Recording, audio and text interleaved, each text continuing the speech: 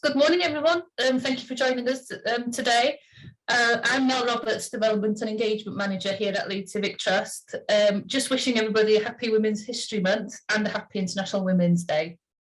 On Tuesday, we were delighted to unveil a blue plaque for Esther Simpson at Leeds University. Esther was a University of Leeds graduate, born in Little London to immigrant parents.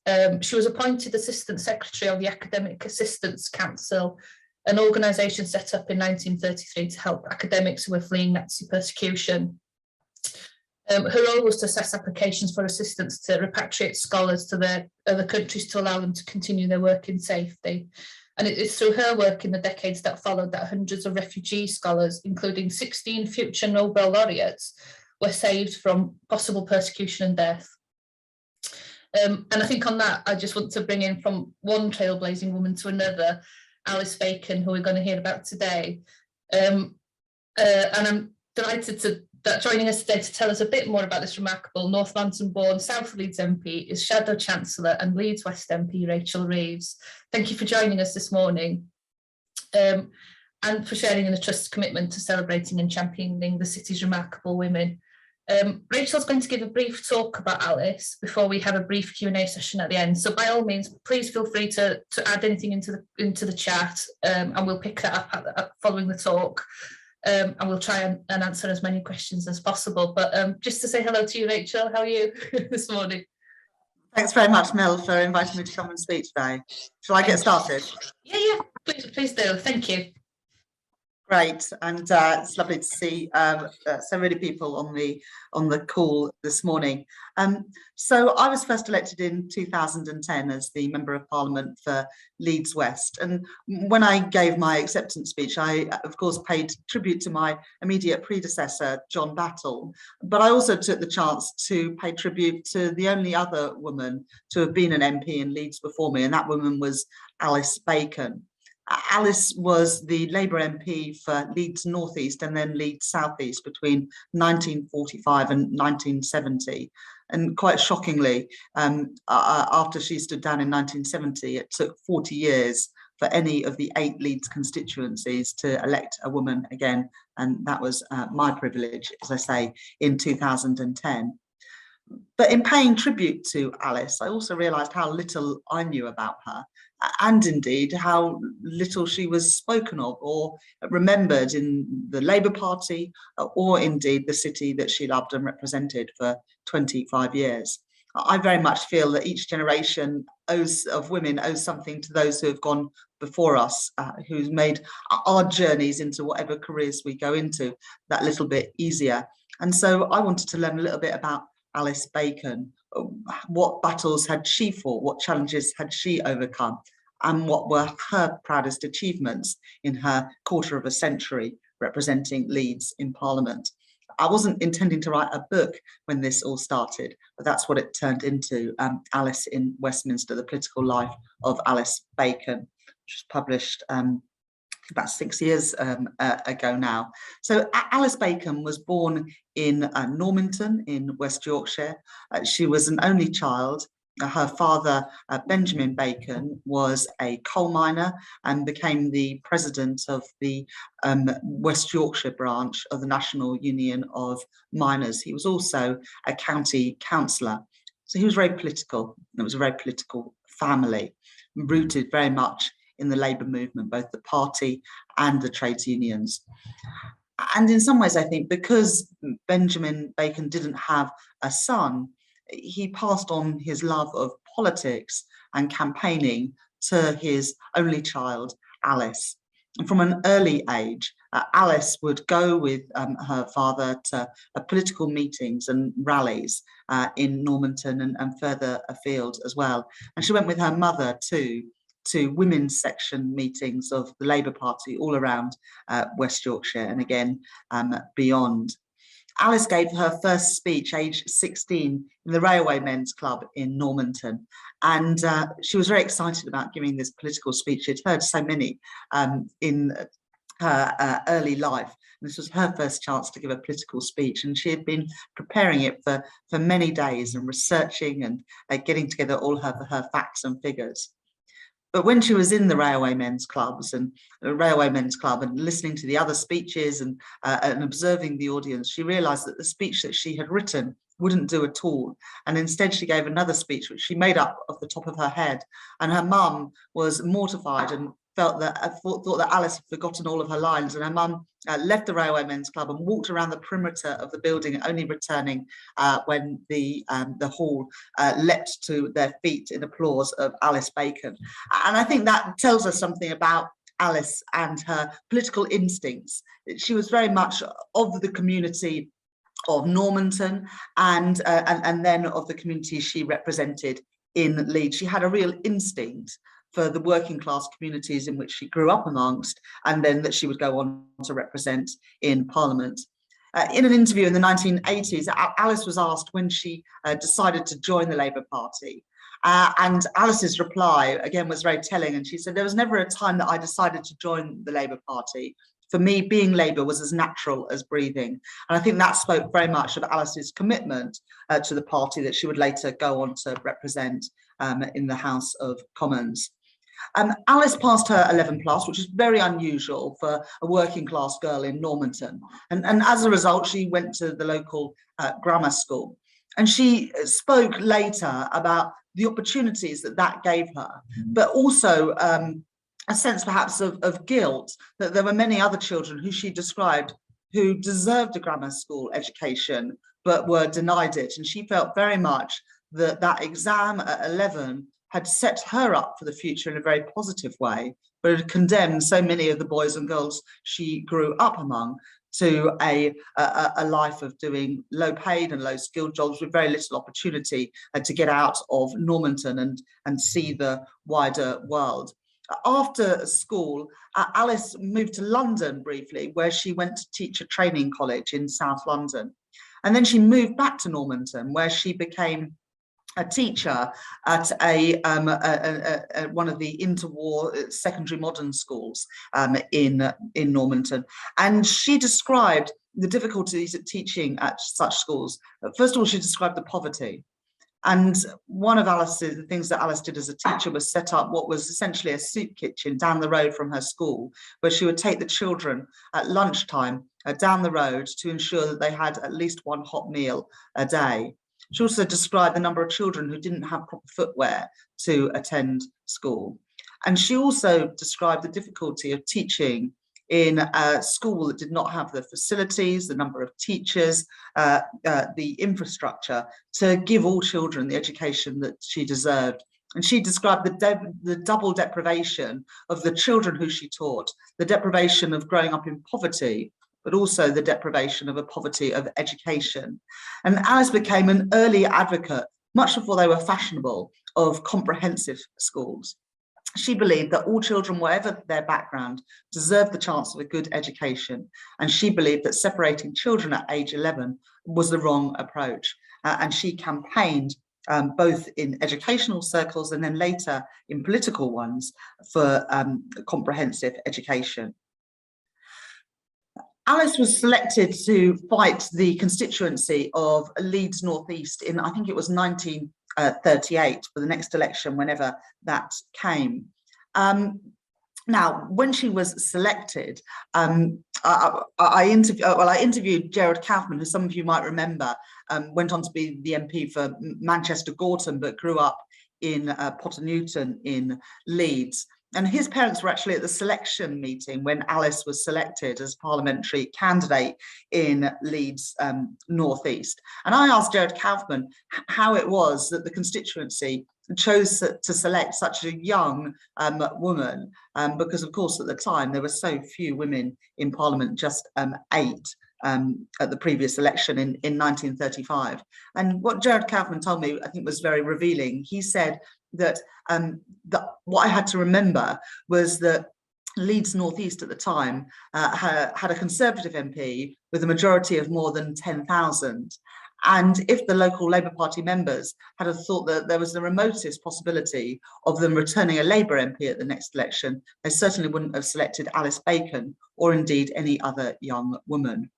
So Alice's selection and then her election as an MP was in some ways an accident of history. She was selected in 1938, as I said, before the Second World War. The expectation was that there would be a general election by 1940 at the latest. And it wasn't expected that Labour was going to win seats like Leeds North East. But by 1945, all that had changed. We'd had a Second World War, we'd had the Beveridge report, and Clement Attlee, as we all know, became the Prime Minister in 1945, ushering in the first ever Labour majority government with a landslide victory. But as well as a huge increase in the number of Labour MPs in 1945, there was also a record number of women MPs elected. The number of women elected to Parliament in 1945 increased from 8 to 24, and 21 of those 24 women were from the Labour Party. And it included other women like Ellen Wilkinson, Barbara Castle, Jenny Lee, and many others who, of course, went on to make history. But Barbara Castle's story is quite similar to Alice Bacon's. She was selected in Blackburn to fight what at the time was a two-member constituency, and Labour had one MP in Blackburn and the Conservatives had the other. Labour had a sitting MP and he needed a running mate, but again, there was no expectation that we would take both seats in Blackburn. Because of the Labour landslide, Barbara, like Alice, was elected. Alice's Conservative opponent in 1945 said to her when she picked up the seat, enjoy your short stay in Parliament. Well, Alice was an MP for 25 years and in the House of Lords for another 23 years after that. So it was a much longer stay, I think, that he or anyone else could have expected. Alice was an assiduous local MP. She held constituency surgeries before that was regular. Back in 1945, having a constituency surgery where members of the public could pop in and see you about your concerns was still very unusual. But Alice did these every week, including at the Corn Exchange, where there is in Leeds, where there is a blue plaque for Alice Bacon, which we put up with the Leeds Civic Trust a few years ago. I've seen lots of Alice's casework because she kept so much of it. And the main issue that people wrote to her around was housing. And I must say that housing is still my #1 casework issue today. Issues of hidden homelessness, of overcrowding, of poor conditions, particularly in the private rented sector. And it was a time too that it was a time too when a lot of housing was condemned, and some of the first council housing in Leeds was happening. Alice was part of a really great, I think, Labour team in Leeds.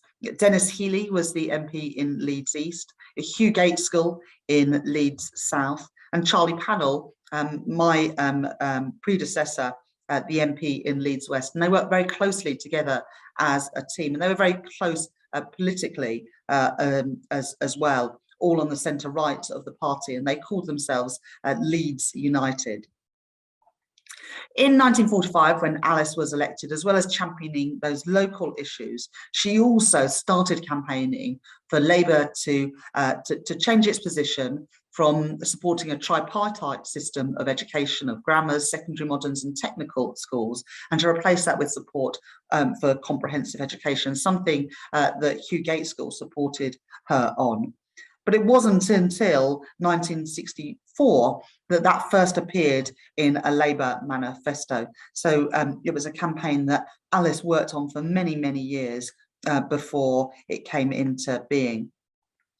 And it was many years as well before Alice had the chance to serve in a Labour government. Between 1945 and 1951, when Labour was in office, Alice was very much learning the ropes, learning to be a constituency MP and campaigning on issues that mattered to her, like education. But in 1964, after 13 years of Labour opposition, Alice had the chance to serve in a Labour government under fellow Yorkshire lad Harold Wilson, and she was appointed in 1964 by Harold Wilson to be a minister at the Home Office, #2 to Frank Soskis, and then to Roy Jenkins, who of course we all know to be a hugely reforming Home Secretary. Alice was responsible for taking through really important, at the time quite controversial, but groundbreaking legislation on the legalisation of abortion, the decriminalisation of homosexuality, the abolition of the death penalty. And Alice worked incredibly long hours in the committee stages of all of these bills. They were all private members' bills. They were too controversial at the time to be government bills in the House of Commons. But the Labour government, Harold Wilson, Roy Jenkins, and the Whip's office made sure that there was time in Parliament to debate these incredibly important reforms. And Alice was tasked with the job of ensuring their safe passage through Parliament. And she worked for 3 years in that role. And I think that the sort of society in 1967, when she left the Home Office, was a remarkably different one from when she took the reins in 1964, a more liberal, a more compassionate, a more tolerant society with those crucial social liberal reforms. In 1967, Alice moved to do the job that I think she coveted more than any other, and that was to be schools minister, again, in a Labour government. And this, of course, was the issue that Alice had championed and campaigned on since well before she was an MP, first elected as an MP in 1945. And by 1967, when she was appointed to the department, there was already change afoot. Anthony Crosslands, as you will know, started that reform in 1965 when he said that he was going to abolish, I won't use the word, every effing grammar school in England, Wales and Northern Ireland.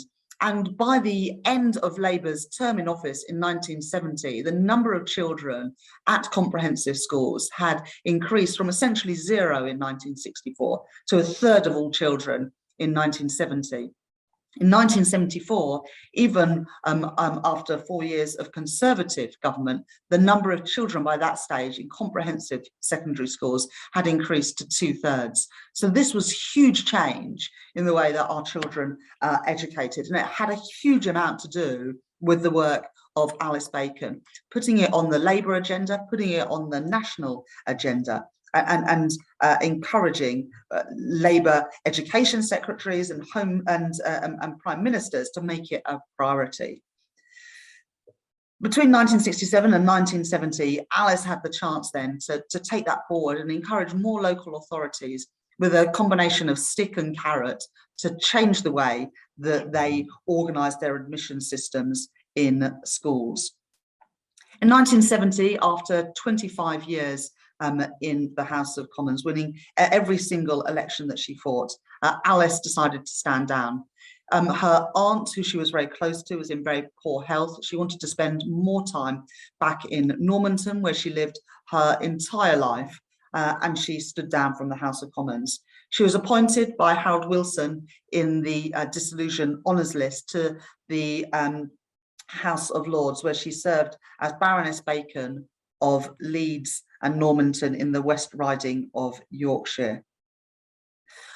I'm really proud to have written the book about Alice, because I think that it is important that we remember women like Alice who overcome huge obstacles to get elected to Parliament and then change the country for the better. I'm the proud product of a comprehensive school, and researching this book, I realised that so many of the things that I took for granted and believed in were shaped by and influenced by women like Alice Bacon. I hope that this book has done something to sort of set the record straight about the contribution of this remarkable West Yorkshire woman, who on social liberal reforms and educational reforms, and also showing that women can serve at the top of politics, that she's rewritten back into history. The truth is, too many women are written out of history. Too much of history is written by men and about men. And I hope that this starts to shift the pendulum a little bit back in the favour of remarkable women like Alice Bacon. Thank you very much. Thank you. The first I heard of Alice Bacon was oh sorry, we've lost it. Oh sorry, Rachel, you just popped off from it. Was at the Blue Plaque unveiling And I think you're absolutely right. Unless we are proactive about celebrating these women and bringing them to people's attentions, they do risk sort of, you know, slipping through the cracks of history a little bit. Just in terms of how Alice's life has informed your work, do you think her beliefs and legacy have informed your own approach to your constituency work at all?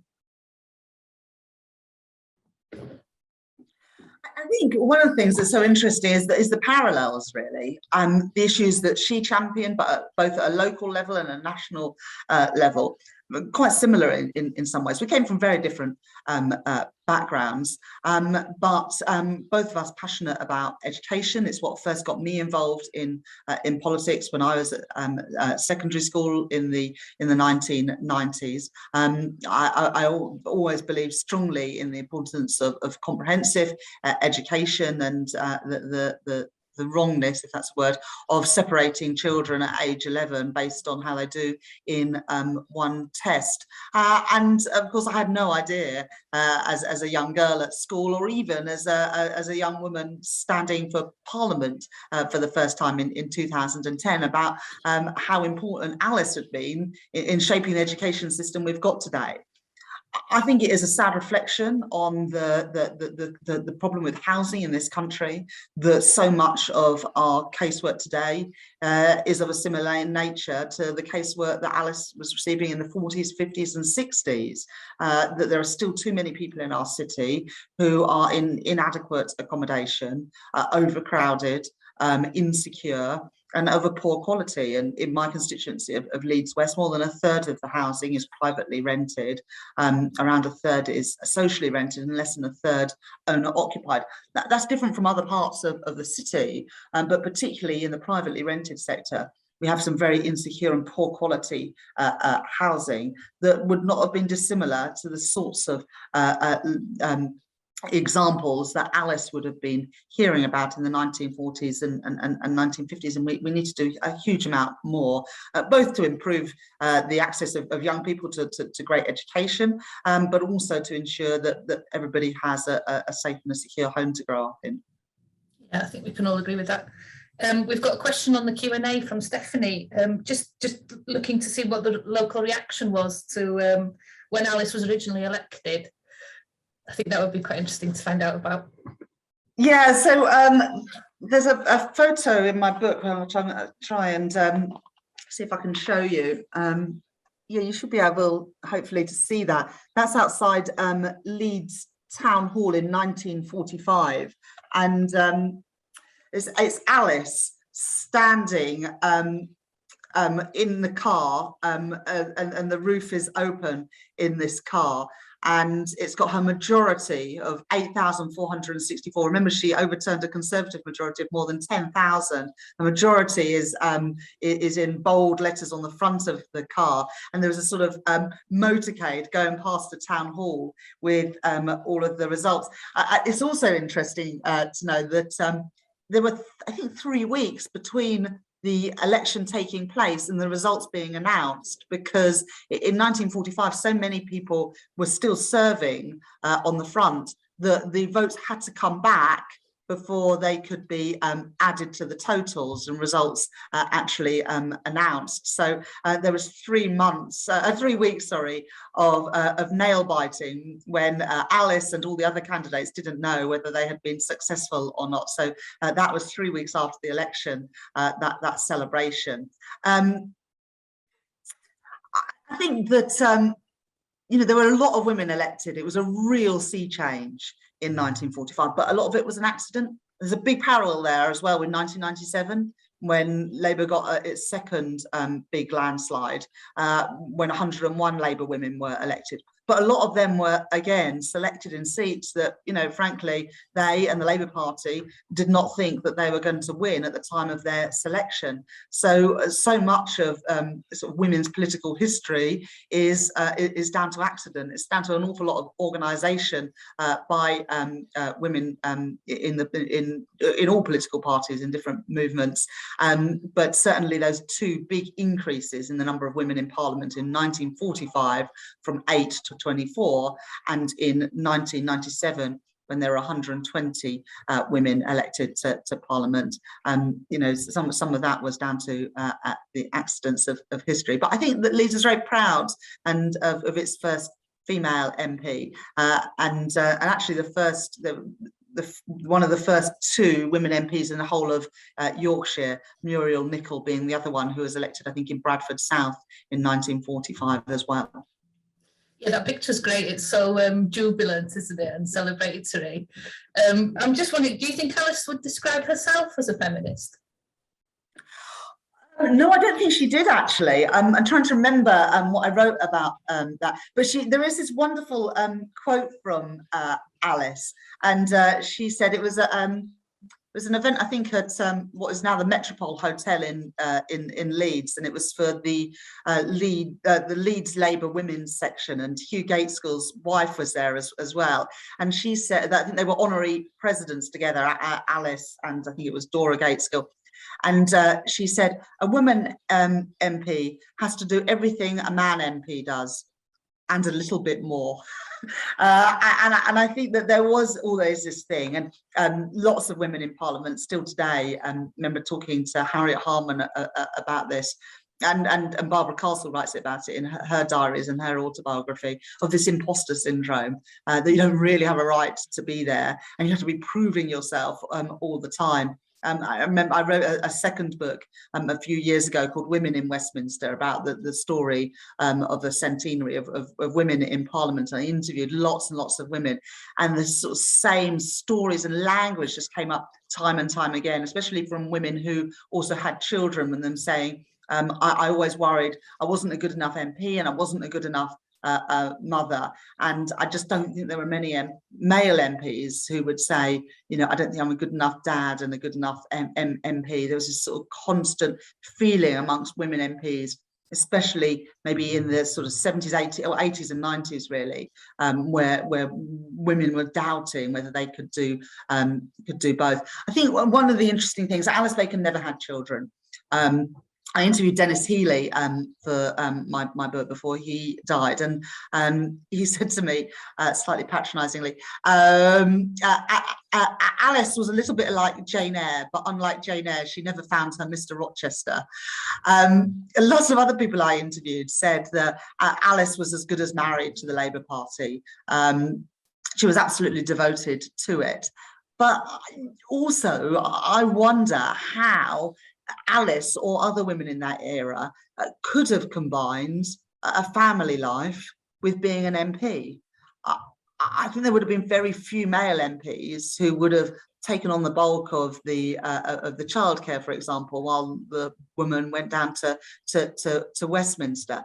I think that those things, perceptions in society, have changed, but it is interesting to note that the first 4 women to serve in the cabinet, and that is Margaret Bonfield, Ellen Wilkinson, Florence Horsburgh and Barbara Castle, none of them had children, and only one of them, Barbara Castle, was married. It wasn't until 1967 or 1968, 50 years after the first woman took her seat in Parliament, that the first mother served in a British cabinet, and that was Judith Hart.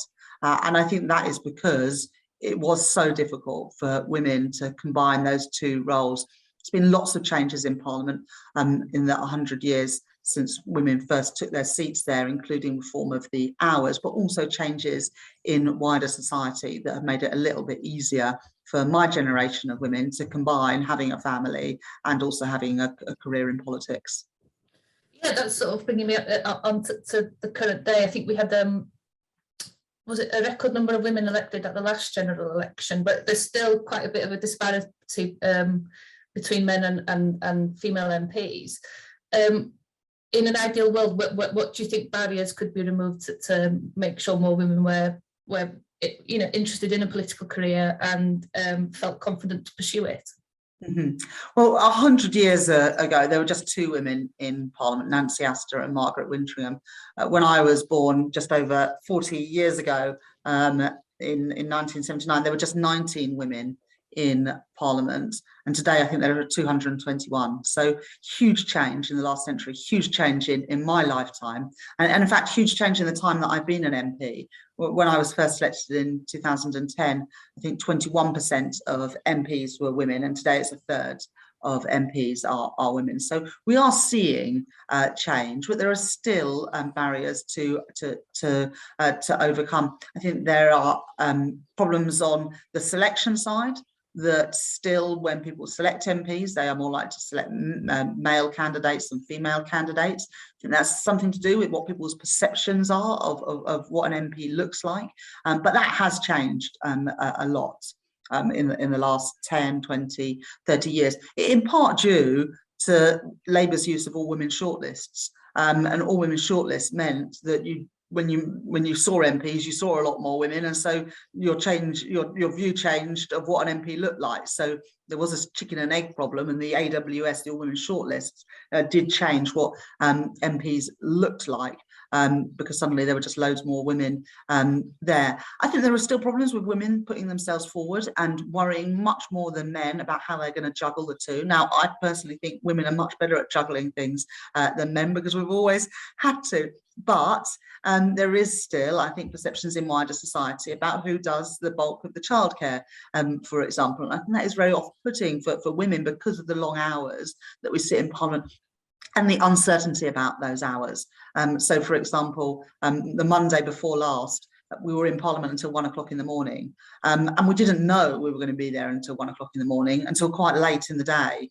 That's really hard when you've got a young family. It's also hard when you have to travel up and down the country every week, because it does mean that whether your children are with you in your constituency or whether they're with you in London, for some part of the week, you're not going to be with your family. And I think that is something that puts women off going into politics. But those things are all changing. There are still, jobs in Parliament and jobs in politics where women have never done. There's never been, for example, a female leader of the Labour Party. There's never been a woman Chancellor of the Exchequer.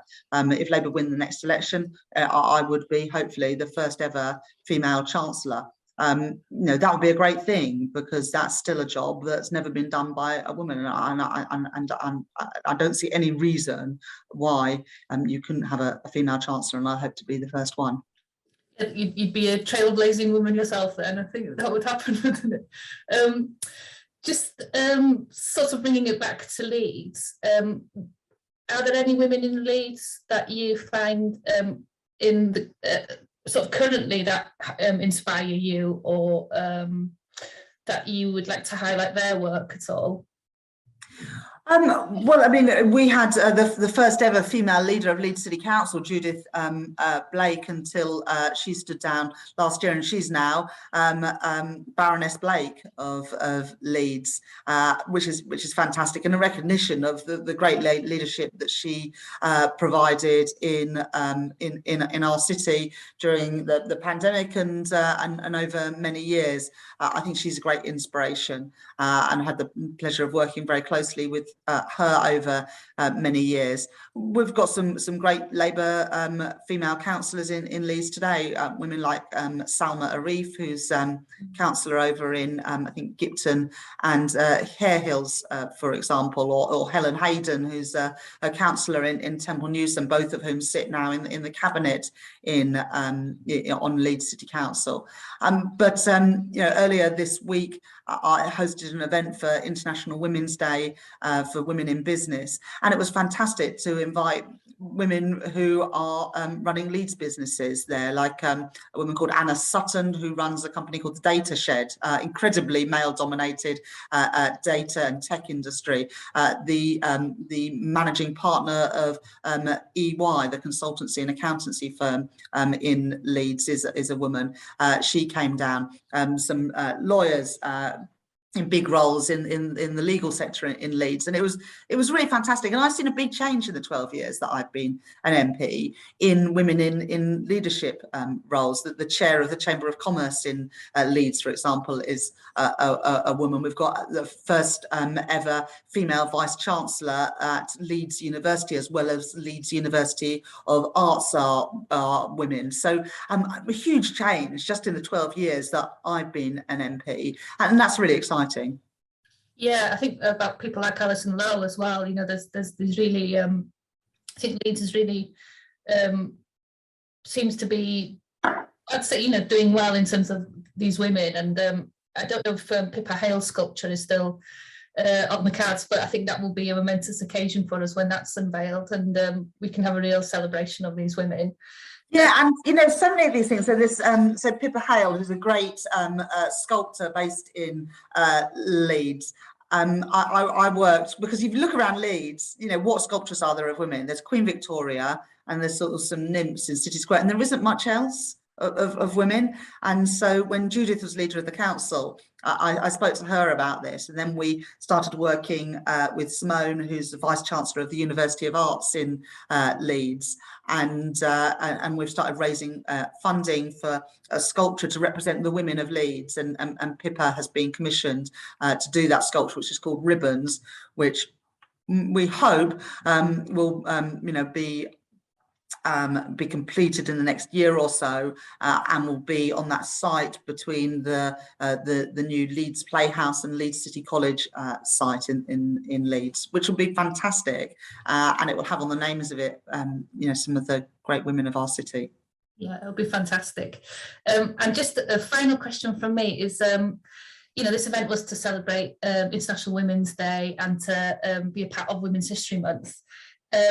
If we were to have a chat again in 2033, what do you hope would have changed? And yeah, what do you think we might be talking about? Well, I would like, in my field, in politics, I would love to have equal representation of men and women in Parliament, an equal number of men and women in the cabinet. But I think in all walks of life, whether it is business, and I worked in banking and financial services before I became an MP, or in academia, or in culture, I would like to see a better representation of women for two reasons. First of all, if you're not recruiting women into these jobs, you're missing out on a huge amount of talent. But second, all the evidence shows that diverse groups of people make better decisions, whether that's a cabinet, the board of a business, a media organisation, an academic institution. And so I would like in 10 or so years to see that greater representation of women in the top in all sectors of our economy and society. Thank you. And I think on that note, just to say thank you very much for giving up your, you know, what I can imagine is quite a full diary at the moment, to spend a bit of time with us this morning. And, you know, I think it's nice for us all to just sometimes take a step back and think, oh, you know, give ourselves a break. We're doing a really good job on, you know, yeah. Just to have a time to celebrate being women, I think is always a positive. I'll just to wrap things up, if people, this has been recorded, so if anybody's missed anything, or you know your friend would be interested, it will be available via our website later on today. I don't know if there's anything you'd like to say, Rachel, as we wrap up. No, I've really enjoyed this, and I've been doing lots of things to celebrate International Women's Day this week, and I'm going to be meeting a group of students from Leeds West later today, young women in the sixth form in West Leeds, to talk about you know, their careers, their aspirations, and celebrate with them International Women's Day. And you never know, in 10 or 20 years time, you know, they may be the next woman MP, or running a great business in Leeds, or doing whatever else they want to. But so many opportunities, I think, now for women, and we owe so much to those who have gone before us, women like Alice, but many others too. Thanks very much for having me today. Thank you. Thank you. Bye.